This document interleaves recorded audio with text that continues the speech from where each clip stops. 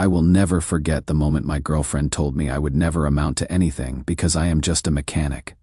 That moment changed everything. I am Jake, 29 years old, and I have been with Victoria for almost 2 years now. What happened last night has me questioning everything about our relationship, and I need some perspective from people who will give it to me straight. Victoria is 27, smart as hell, has her MBA from a decent business school, and works as a marketing manager at a growing startup. She pulls in about $75K annually, which is solid money. Me.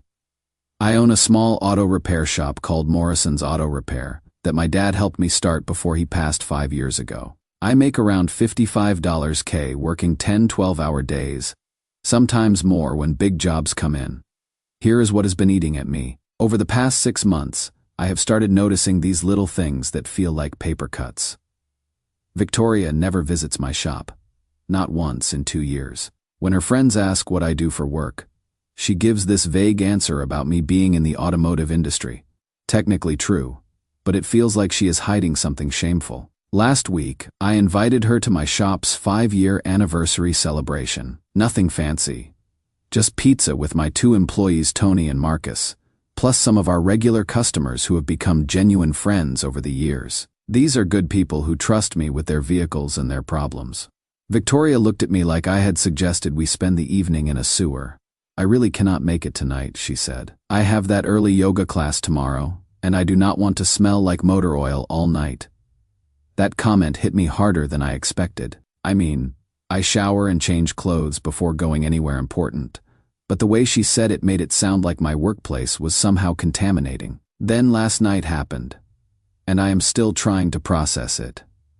I was telling Victoria about this incredible opportunity that just landed in my lap. Mrs. Sarah Bennett, this elderly lady from the wealthy side of town, came into my shop with a 1967 Mustang, Shelby GT 500, that belonged to her late husband. The car has been sitting in climate-controlled storage for 15 years, but it needs a complete frame-off restoration to bring it back to original specifications. What makes this special is that Mrs. Bennett specifically sought me out. She had been asking around at classic car shows and someone recommended my work with vintage Ford engines. This is exactly the kind of project that could open doors to a whole different level of automotive work. The kind of restoration projects that serious collectors pay serious money for. I was excited telling Victoria about it. This felt like validation that I have built something real, that my reputation is growing beyond just neighborhood oil changes and brake jobs. Her response crushed me. "Why are you wasting your talent on old junk?" she said, not even looking up from her phone. "You should be applying to Tesla corporate or BMW headquarters. Get a real job where you do not have to get dirty for a living." I tried to explain that this was not just about fixing an old car. This was about craftsmanship, about taking something broken and making it perfect again. The technical challenges, the attention to detail, the satisfaction of bringing a piece of automotive history back to life. Victoria finally looked up from her phone with that expression she gets when she thinks I am being naive about the world. "Jake, be realistic about your future," she said. "You will never amount to anything staying in that garage. I cannot see myself building a life with someone who has no real ambition." I just sat there speechless. The woman I love had just told me that everything I have worked to build, everything I take pride in, was essentially worthless. In her mind, I was not a skilled craftsman or a small business owner. I was just some guy who got dirty for a living and would never be worth the effort of a serious relationship. What kills me is that I genuinely love Victoria. But sitting there last night, I realized she does not love the real me. She loves some imaginary version of me that wears a suit to work and has a corporate title she can brag about to her friends. The real me. The one who can diagnose a complex engine problem by sound alone, who has customers drive from 2 states away because they trust my work, who takes genuine pride in solving mechanical puzzles that stump other shops. That person seems to embarrass her. Am I wrong for being devastated by this? Should I be working harder to meet her standards? Or is it reasonable to expect the person you love to respect what you do with your life? Little did I know that this conversation would be the beginning of the most transformative period of my life. Edit.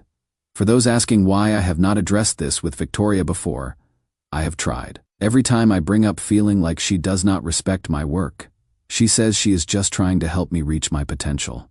But her version of potential apparently means abandoning everything I have spent 15 years learning and starting over in some corporate environment where I would be miserable. Update 1. I decided to take on Mrs. Bennett's Shelby restoration project regardless of what Victoria thought about it. This was not just about proving a point, this was about honoring my craft and taking a shot at the kind of work I had always dreamed of doing. The restoration took me nearly 18 months of meticulous work. I completely disassembled a $200,000 classic car down to the frame, rebuilt the 428 Police Interceptor engine with period-correct parts, restored the original parchment interior, and achieved a paint finish that looked exactly like it did when it rolled off the Shelby production line in 1967. Every evening, I would come home exhausted but energized, eager to tell Victoria about the technical challenges I was solving. The carburetor adjustments, the suspension geometry, the painstaking process of color matching 50-year-old paint. This was the most complex project I had ever undertaken, and I was nailing every detail. Victoria's reaction to my enthusiasm was like watching someone slowly deflate a balloon. "You have been working on that car for months," she would say. "A normal job would give you steady income instead of these obsessive hobby projects." When Mrs. Bennett came to pick up the finished Shelby, she brought 3 of her friends from the classic car collector community. They spent an hour going over every detail of the restoration, asking technical questions about my process, taking photos of the engine bay and interior work. Mrs. Bennett handed me a check for $85,000. Before anyone asks, yes, that is standard pricing for a complete concours-level restoration of a numbers matching Shelby. She got quotes from shops in California and Florida, and mine was actually competitive while being local. But what happened next was even better. Mrs. Bennett asked if she could recommend my work to other serious collectors. Within 2 weeks, I had 3 more restoration inquiries: a 1969 Camaro Z-Fe 28, a 1970 Plymouth Cuda with a 446 pack, and a 1965 split-window Corvette. I was so excited to share this success with Victoria. This was proof that I had not just fixed an old car. I had opened a door into a completely different market where craftsmanship was valued and compensated accordingly. Her response floored me. $85,000 to make an old car pretty. She said, "You could earn that much in a year at a real company without all this stress." That was when I realized Victoria would never be proud of anything I accomplished in this field, no matter how successful I became. In her mind, working with my hands would always be lesser than working in an office. The breaking point came 3 weeks ago. Victoria got promoted to senior marketing manager and wanted to celebrate with her work colleagues at this trendy restaurant downtown. I was genuinely excited for her achievement, took the afternoon off to get properly cleaned up, bought her flowers, made sure I looked presentable for her big night. At dinner, I made an effort to be the supportive boyfriend. I asked thoughtful questions about her coworkers' projects, listened to their industry stories, kept conversations flowing smoothly. But every time someone asked about my work, Victoria would intercept the conversation. "Jake works on cars," she would say with this dismissive gesture, like she was brushing away something unpleasant, nothing too exciting. When one guy named David started asking genuine questions about the restoration process, he was actually fascinated by the technical precision involved. Victoria literally rolled her eyes. "He is just a mechanic," she said. "Can we talk about something more interesting?" The way she said "just a mechanic" made me feel like I had shrunk to nothing, like I was some embarrassing accessory she had to manage in public. The drive home was silent until Victoria broke the tension. "You completely embarrassed me tonight, Jake," she said. "My coworkers probably think I am settling for some blue-collar guy who cannot do any better." Something inside me snapped. "Embarrassed you?" I said. "I showed up clean, was polite to everyone, supported your promotion, and asked intelligent questions about their work. What exactly did I do wrong?" "It is not what you did," Victoria replied. "It is what you represent. You work with your hands. You get dirty every day. You make less money than I do now. You will never amount to anything if you stay in that garage.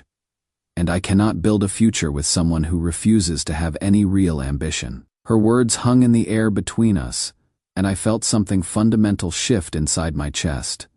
Not rage, exactly, but this sudden clarity about who Victoria really was and how she had always seen me. "If that is honestly how you feel about me and everything I have built," I said quietly, "then this relationship is over." Victoria immediately tried to backtrack. "I did not mean it like that," she said. "I just want what is best for you. I love you." But there was no taking those words back. You do not accidentally develop that level of contempt for someone's life work. That feeling had been growing for 2 years. I moved out that weekend and have been staying with my buddy Tommy, who runs a successful welding shop, and apparently also falls short of Victoria's standards for acceptable career choices. Victoria has been calling and texting constantly, claiming that work stress made her say things she did not mean, but stress does not create feelings like that from nothing. It just reveals what was already there. Here is the part that Victoria does not know yet. Since Mrs. Bennett started spreading the word about my work in the classic car community, my phone has been ringing off the hook. These are not weekend hobbyists with beat-up muscle cars. These are serious collectors with climate-controlled garages and unlimited budgets who understand the difference between a quick fix and museum-quality restoration. I have 4 major projects lined up, each one worth between $60,000 and $110,000. The Porsche 911 restoration alone is worth $95,000 because the owner wants it built to perfect period specifications for vintage racing. For the first time in months, I wake up excited about going to work instead of constantly defending my career to someone who will never understand its value. Little did Victoria know that her attempts to diminish me had actually pushed me toward the biggest opportunity of my professional life. Edit. People keep asking about the other restoration projects. The 1969 Camaro Z-Fe 28 needs a complete numbers-matching drivetrain, rebuild with original L78 engine specs. The Plymouth Cuda is getting a full restoration of its 446-pack powertrain for a collector who wants to show it at Pebble Beach. The Corvette split window needs everything. Frame-off restoration with original 327 engine rebuild. These are not just repairs, they are automotive archaeology projects. Edit 2. To those suggesting I should have compromised with Victoria. What exactly should I have compromised? My livelihood? My passion, the business I built from nothing. Some things are not negotiable, and self-respect is definitely one of them. Update 2. I never imagined my life could change this dramatically in such a short time. The classic car restoration work has completely transformed not just my business, but my entire perspective on what is possible when you refuse to let someone else define your worth. The demand for high-end restoration work in my area was apparently massive and completely untapped. Within 6 months, I had to hire 3 additional master mechanics, lease a 8,000 square foot facility with proper paint booths and frame straightening equipment, and invest in specialized tools that cost more than some people's cars. We are no longer Morrison's Auto Repair handling daily drivers and routine maintenance. I officially rebranded as Morrison Classic Restorations, and we exclusively work on vintage and classic automobiles from 1950 through 1985. The transformation has been incredible to witness. When you are working on a numbers-matching 1969 Boss 429 Mustang worth $300,000, the owner is not shopping for the cheapest option. They want perfection, and they understand that perfection requires time, skill, and premium pricing. The profit margins on this work are extraordinary compared to regular automotive repair. 3 months ago, I signed an exclusive partnership agreement with Barrett Jackson Auction House to handle all their restoration and pre-auction preparation work for the Southwest region. The contract guarantees $450,000 in annual revenue, plus performance bonuses for cars that exceed their estimated auction values. I also have standing agreements with Bonham's Auction House and 2 high-end classic car dealerships in California who regularly send me projects. My accountant. Yes, I have a real accountant now. Projects we will close this year at $1.9 million in revenue. We are booked solid through next spring, and I turn away projects every week. Tommy has been helping me with business administration since paperwork and financial planning are not my natural strengths. Turns out when you combine genuine passion with 15 years of refined skill, success follows more naturally than anyone expects. This is where the story gets interesting. Victoria found out about my business transformation. She appeared at my new facility 2 weeks ago, claiming she was just in the neighborhood. My shop is located in an industrial complex next to a freight rail yard. Nobody accidentally ends up in my neighborhood. I was fine-tuning the fuel injection system on a 1973 Porsche 911 Carrera RS when I heard her voice talking to Marcus at the front desk. My stomach dropped for a moment, but then I realized something important. I was not devastated anymore. I was just annoyed at the interruption. "Jake, I have been doing a lot of serious thinking about us," Victoria said, looking around at the immaculate shop floor and the $250,000 worth of classic cars in various stages of restoration. "I was going through an incredibly stressful period at work when we broke up, and I said things that did not reflect my true feelings. I always knew you had tremendous potential. I was just trying to motivate you to achieve it faster." I did not stop working on the Porsche. Something about continuing to focus on my craft while she talked felt important. "Victoria," I said without looking up, "you told me I would never amount to anything. You said you could not build a future with someone who had no real ambition. Those were your exact words. But look at what you have accomplished," she said, gesturing around the shop. "You are running a major business now, working with expensive cars, making real money. This proves I was right to push you towards something bigger." The revisionist history was breathtaking. She was attempting to take credit for success that came directly from me, doubling down on exactly what she had wanted me to abandon. I finally slid out from under the Porsche, wiped my hands with a shop rag, and looked at her directly. "Victoria, I appreciate you stopping by to see what I have built," I said. "But I am in a relationship now with someone who thinks what I do is incredible." Her expression cycled through surprise, confusion, and something that looked like panic. "Someone from here?" she asked, glancing around at my employees. "Her name is Emma," I said. "She is a veterinarian who runs the emergency animal clinic about 15 minutes from here. She thinks it is amazing that I can take a pile of corroded metal and turn it into something beautiful and functional again." Victoria left pretty quickly after that conversation, but not before asking if we could stay in touch as friends. I politely declined. Emma and I met in the most ordinary way possible. My pickup truck broke down right outside her veterinary clinic at 7 in the morning. The timing belt snapped while I was driving to work. I was standing there looking at the engine, trying to figure out if I could limp it to my shop, when she came outside to start her day. Instead of walking past like most people would, she asked if I needed help. "Well," I said, "I can rebuild a 1967 Shelby engine from memory, but I am completely stranded by my own truck right now." She laughed and said, "I can perform emergency surgery on a Great Dane, but I am completely useless with timing belts. Want me to call you a tow truck?" We ended up talking for 30 minutes while we waited for the tow. She asked thoughtful questions about how internal combustion engines worked, seemed genuinely curious about the mechanical principles involved. No condescension, no suggestion that I should be doing something more prestigious with my life. When I mentioned that I specialized in classic car restoration, her eyes lit up. "That must be like mechanical archaeology," she said. "Taking something that is broken or forgotten and bringing it back to perfect condition." That was the moment I knew she understood what this work really represented. On our third date, she asked if she could see my shop. She spent 3 hours walking through the facility, asking detailed questions about restoration techniques, tool functions, and project timelines. When I showed her the frame-off restoration work on a 1970 Chevelle SS, she said, "This is like surgery, but you are rebuilding an entire patient piece by piece." What did Victoria know that she did not realize? That her attempt to make me feel small had actually pushed me toward the most successful period of my professional life. Edit. Several people have asked about Emma meeting my social circle. She fits in perfectly with my friends and employees. Tommy and his wife adore her. My mechanics think she is great, and she genuinely enjoys our Friday evening barbecues where we sit around talking about current projects. Victoria always made it clear that she considered my friends beneath her social standards. Edit 2.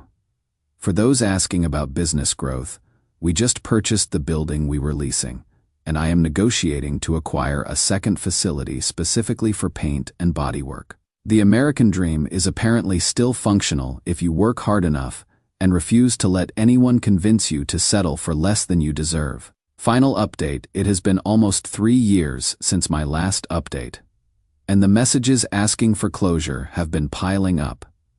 So here is where this journey has taken me. I will never forget how devastated I felt that night when Victoria told me I would never amount to anything. That moment of crushing rejection became the catalyst for the most transformative period of my life, though I could not have imagined it at the time. Morrison Classic Restorations just completed our third full year with $1 million in revenue. We now operate out of 2 facilities, totaling 18,000 square feet, employ 16 master craftsmen, and have exclusive restoration contracts with 7 major auction houses across the country. Our private client waiting list extends 18 months out, and we regularly turn away projects worth 6 figures because our schedule is completely full. Last month, Hemmings Motor News did an 8-page cover story on our shop titled "The New Standard in Concours Restoration." The photographer spent 4 days documenting our processes, and they featured our award-winning 1970 Plymouth Cuda on the cover.